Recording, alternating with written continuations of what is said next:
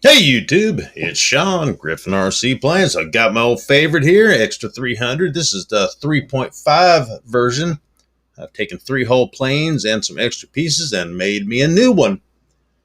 I'm using the wings that didn't have hinges, but we put hinges in them. But here's what I'm doing. So I put an Avian 60 amp smart speed control in the Extra 300. Now the Extra 300 came with a 60 amp speed control. So 60 amp, right? So I'm flying last weekend, and the first call out from the telemetry data says 204 degrees. And then, the next readout was over that. So got to land it. Something's wrong. And then I'm starting to think, maybe it's in the settings. It's actually Celsius or something. So I put my finger down there and touched it. No, it was 200 and something degrees. Ouch. So when I got home, I'm starting to think maybe I put the speed control down in the belly there and the air is not cooling it. The air is supposed to go through the front of the cowl and exit the exhaust holes. Maybe the air is just not, going, running across the speed control.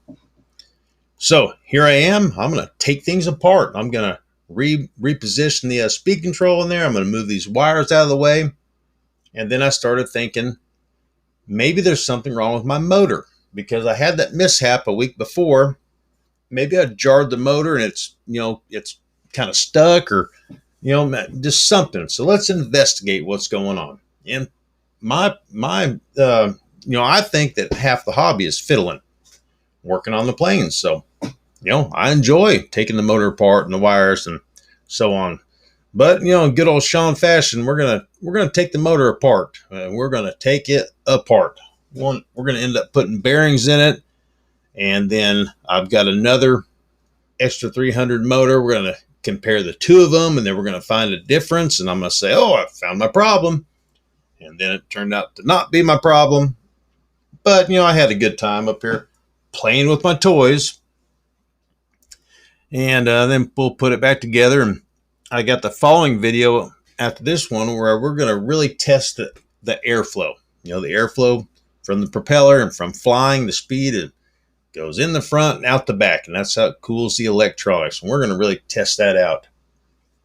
The 300 comes with an E-flite brushless speed control of 60 amp. So Avian 60 amp, it comes with a 60 amp. You would think they're the same. Well, come to find out, they're not the same. It might say 60 amp, but the size is different. And I don't know if those are capacitors or something, the two round things. I just learned that above 60 amp, then it goes from two of those round things to 3 and to 4. And the size of those on the Avian Smart 60 amp compared to the E-flite non-smart 60 amp, they're huge difference. They're way bigger on the non-smart one. So what I've come to figure out is that this 60 amp is not big enough for this plane. It's odd that the 60 amp it came with, works fine, or maybe you just don't hear the temperature. But the 204 degrees was too hot. That was right at the mark to where if it got any hotter, it was gonna limit its power to 60%. And then if it got any hotter than that, it was going to quit. So I was really close to damaging this thing. And I just didn't want to do that. And no, that's not the reason why I crashed mine back on Memorial Day, because I didn't have the smart one in there. I have the smart one in this one because I took 3.5 planes to make a good one. And now I'm flying with a smart receiver for the first time in a 300, so I figured I might as well go all smart so I could have all the telemetry data. The 300 I crashed, I was still flying an AR636 and with my DX7S transmitter. But now I'm using the 9 and got the telemetry stuff. So I'm going to take this motor apart and we're going to compare it to this other one over here, and we're going to see this big difference. I'm like, oh, there's my problem. And we'll just do a little fiddling. So if I hadn't already said it, it is a 4th of July today. Today is the 4th of July, 2025. I went out and flew today for several hours. And my friend was there, like I told you that I gave my 300 to. He was the same guy that was there a couple 4th of July's ago, where he was taping fireworks to his night Radian, and I filmed him, and that was really cool. And he did that again today, but he didn't stay till dark, so I didn't catch much of the footage. But one thing was really neat. He had like a smoke bomb or something, and it looked like, his plane had smoke when he was flying, leaving a blue trail of smoke behind him. That was really cool.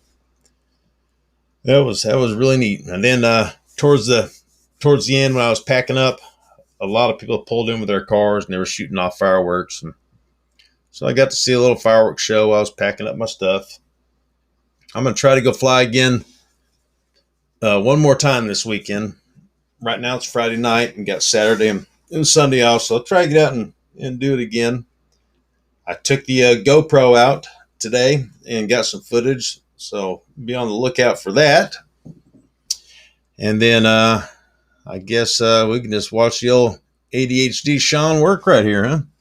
You got to get those grub screws hot, the little tiny Allen screw, because those things are easy to strip. You need to make sure that you get the right Allen wrench into it. You need one that fits perfect, slides all the way in, there's no play, and put a little heat on it. That way the Loctite will loosen up and you can unscrew those grub screws. You don't want to strip one of those guys out. That's bad news. Bad news. I took the Beaver out today in the new 300, and everything flew good and had a good, successful day out in the 94 degrees, I think. So look at this black ring right here. This is where I'm like, I found my problem. When I had that little rough landing, I said I must have hit the nose cone or something, and it pushed the motor back. I'm thinking, yep, found my problem. Now I know why it's getting hot. No. I started comparing it to this one, and that wasn't the problem. But it's fun to mess around with them. Those bearings I got from Amazon, I think they come in a little tube of 10 or something. Now they're not much money, but you just want to take a micrometer and measure all the sizes, the inside hole, the outside diameter, the width, and all that stuff, and then you can have some extra bearings to go in your little toolbox. My next plane I think I'm going to get is a Cirrus. After doing these videos on the Cirrus I found in the trash, it makes me want one. That thing is really hobby grade. It's cool. It's big. I like the battery access. I like the dome light in it. That is a really cool plane. It's a good find. So I think that's going to be the next one on my wish list. We'll get these motors back together and get it all buttoned back up, and then we're going to test out the airflow in the next video. I got a little contraption built. Hey, thank you guys. Like, share, subscribe. All that stuff is the best way to support me. And at 20,000 subscribers, I'll give away 3 jets. We can do it sooner than later. Happy flying.